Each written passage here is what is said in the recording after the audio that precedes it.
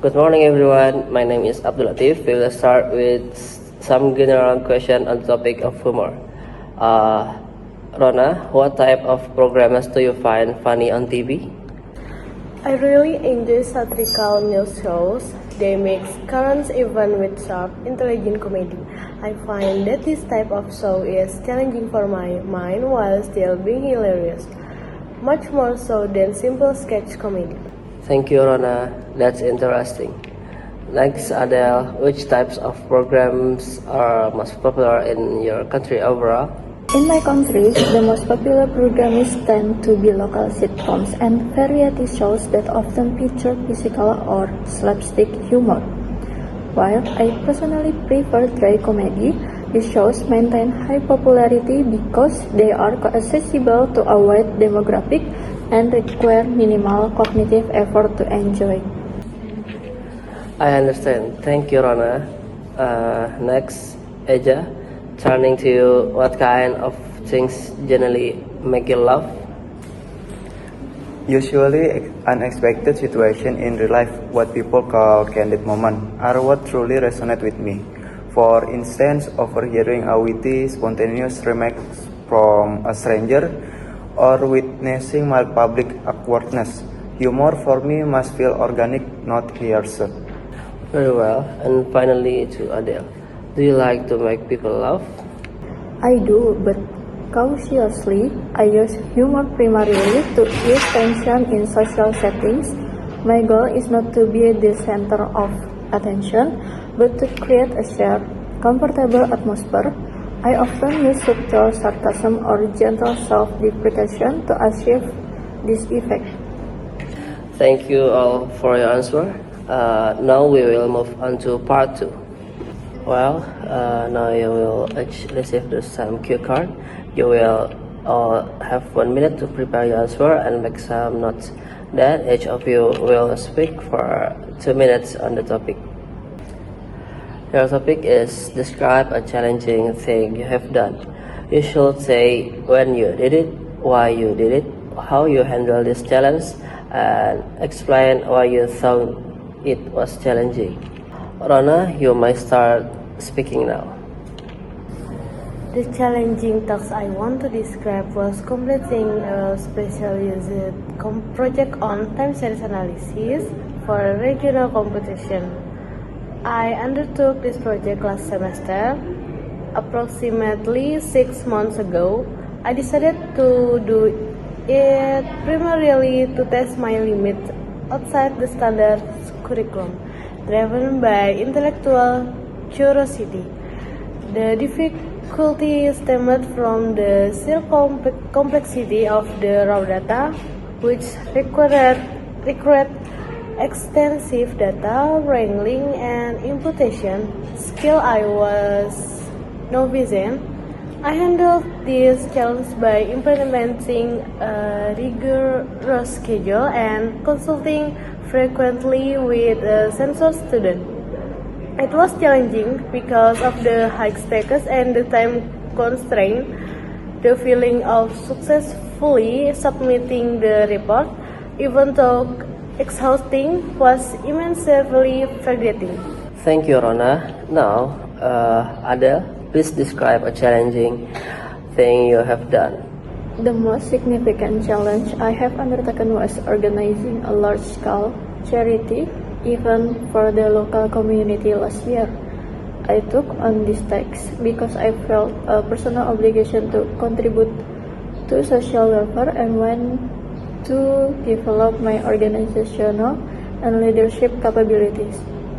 The challenge was immense because we had virtual no initial capital and had to secure some sponsorship solely through persuasion. I handled this by delegating responsibilities strategically and maintaining transparent communication. I refused to be deterred by the initial bureaucratic obstacles. This was challenging due to the unpredictability of external factors. The eventual success was not just about the money arises, but the realization that my team and I could overcome significant research deficits through coordination. Well, thank you, Adele. Eja, please tell us about your challenging experience. The most challenging thing I have experienced was moving to a completely new city for my university studies, forcing me to live independently for the first time. This happened immediately after high school graduation. Around 3 years ago, I decided to embrace this challenge because I recognize the necessity of fostering self-reliance and maturity. I handled this challenge by being systematic. I set up a strict budget and actively sought out social engagement to build a new network. The key was to embrace vulnerability and ask for help when overwhelmed.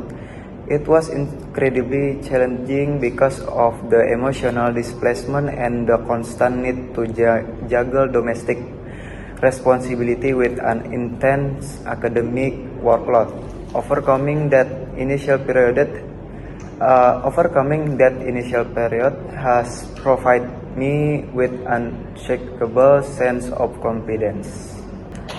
Thank you, Eja. Finally, Adele, please describe a challenging thing you have done. I want to describe the challenge of climbing Mount Rinjani, which I did during a semester break 3 years ago. I decided to do it because I want to prove myself that I could accomplish a goal that seemed physically insurmountable. It was a symbolic act of pushing my personal barriers. I handled this challenge through disciplined preparation, spending 2 months conditioning my body. During the ascent itself, I focused entirely on mindfulness, breaking the enormous goal down into small, manageable intervals. It was profoundly challenging because of the sustained physical discomfort and the mental battle against the impulse to quit.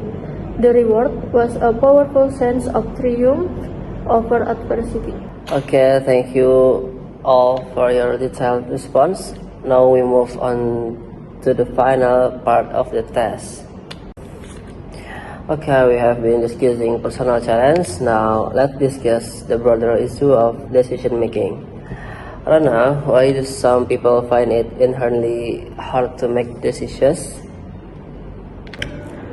I believe the main reason is the fear of regret or what is known as analysis paralysis. With the vast amount of information available, people worry that they have not considered every possible variable, leading to indecisiveness. They prioritize optimizing the outcome rather than simply moving forward. This is right, Rana. Next, Adele, how important is to get advice from other people when making decisions? Advice is crucial, particularly for decisions that have long-term repercussions, such as career change or financial investments. Other people provide objectivity and different vantage points that we might miss due to our own biases. However, the importance of advice is inversely proportional to the degree of personal preference involved. I see. Thank you, Adele. Next, Eja, why is it sometimes difficult to accept advice, even when we know it is well intentioned? Accepting advice can sometimes feel like an admission of incompetence. Furthermore, advice often comes attached to the advisor's personal value, which might conflict with our own deep-seated belief or future aspiration. It's hard to integrate external wisdom when we feel our autonomy is being compromised. Oh, that highlight the human element. Thank you, Eja. Finally, Adele, What are some of the most important decisions young people have to make today? I think the most important decision revolve around selecting their specialization in education and managing financial literacy. The choice of major significantly determines future trajectory, while early decisions regarding debt and investment shape long-term financial freedom. These decisions require foresight and careful planning. Well, thank you, Adele. That brings us to the end of the speaking test. Thank you all for your participation.